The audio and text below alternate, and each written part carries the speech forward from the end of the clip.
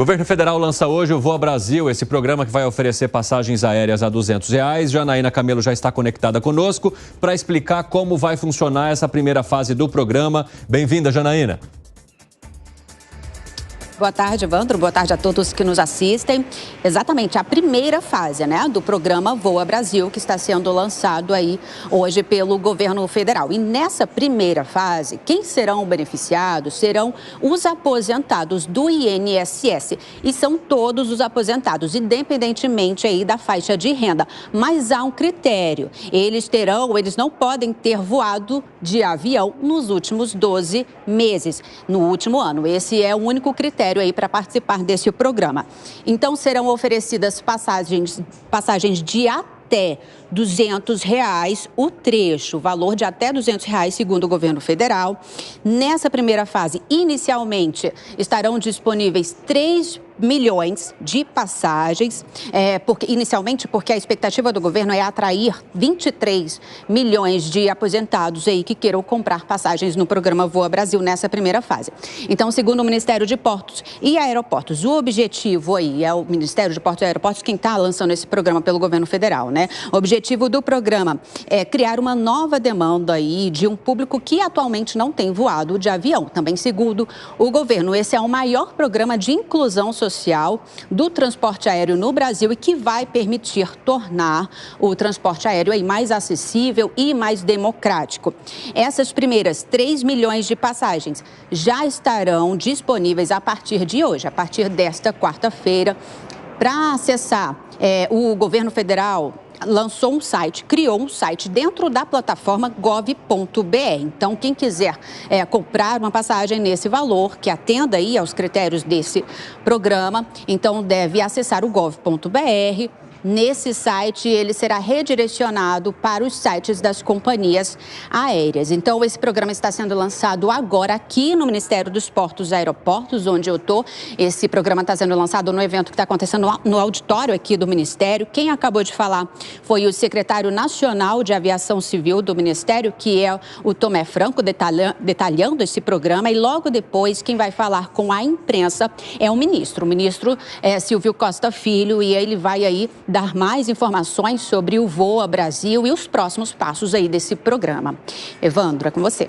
Obrigado pelas informações, Janaína. Um ótimo trabalho, a gente vai se falando aqui no nosso 3 em 1. Gustavo Segré, você acha que esse é um bom programa? Ele deve funcionar da maneira como se espera? Vai colocar ou dar acesso ou tornar mais democrático o voo aqui no Brasil para pessoas que até então não poderiam utilizá-lo? Eu acho que a ideia pode ser boa. Eu sou contra essa questão porque subsidiar de alguma forma outra pessoa está pagando. Mas eu gostaria de trazer um comentário que eu recebi das redes sociais quando eu fiz um comentário aqui sobre esse programa que mencionava que, além da passagem, a pessoa ia ter que pagar hospedagem. E me foi observada uma coisa que me pareceu válida e vale essa questão de a participação da nossa audiência através de redes sociais ou do chat aí do YouTube.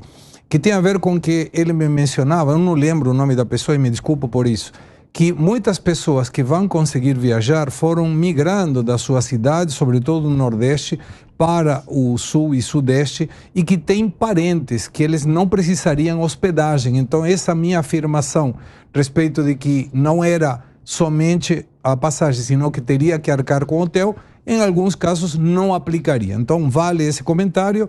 De qualquer maneira, estava pesquisando agora, antes da nossa saída, que dependendo do destino e dependendo da origem, tem passagens hoje que são por baixo dos R$200. Então não precisaria esse Voa Brasil e não precisaria também essa restrição para aposentados. Tudo que é inclusivo me parece saudável, mas eu acho que não é um plano, um projeto que vai vingar muito, sobretudo porque dependendo das limitações dentro dos aviões, podem ter vagas muito curtas. Tem hoje muitas ofertas que dizem viagem para tal lugar.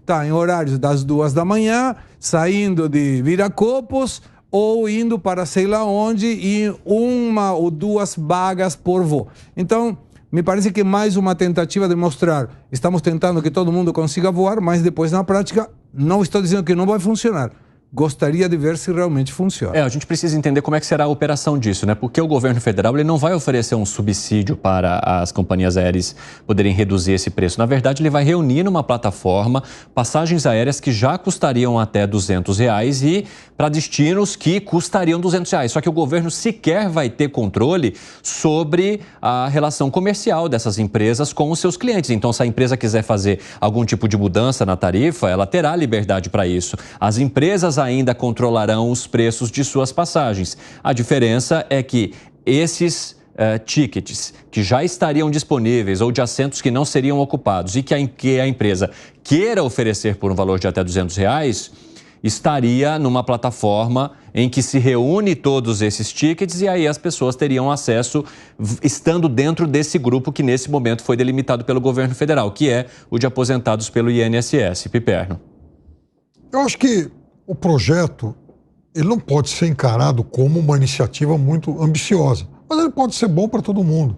Então, por exemplo, a empresa ela tem alguns voos com ociosidade. Então, ela vai lá, ela disponibiliza assentos para esses voos. É óbvio que ninguém vai disponibilizar assentos para ponte aérea. Ninguém vai falar, olha, puxa vida, segunda-feira às 8 da manhã eu tenho assentos aí para o voo ao Brasil para ocuparem enfim, no trajeto São Paulo-Rio. Não vai acontecer isso. Mas há voos, sim, com capacidade ociosa. Então, se houver alguma ocupação a mais desses voos, isso já é lucrativo para todo mundo. Por isso que eu acho que ele não vai ser um programa que vá, de fato, contemplar milhões de pessoas. Até porque as pessoas elegíveis para esse programa só vão poder viajar uma vez por ano.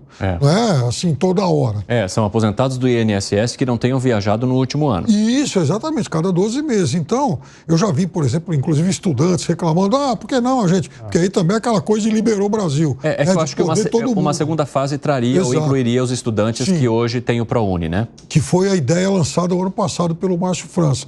Mas eu acho que para esse universo, para o universo de aposentados, nesse primeiro momento, pode até servir como um teste. Porque, repito, quer dizer, não vai atrapalhar a empresa aérea, não vai provocar prejuízo para ela, prejuízo para o Piperno, mas eu queria saber uma opinião sobre uma curiosidade.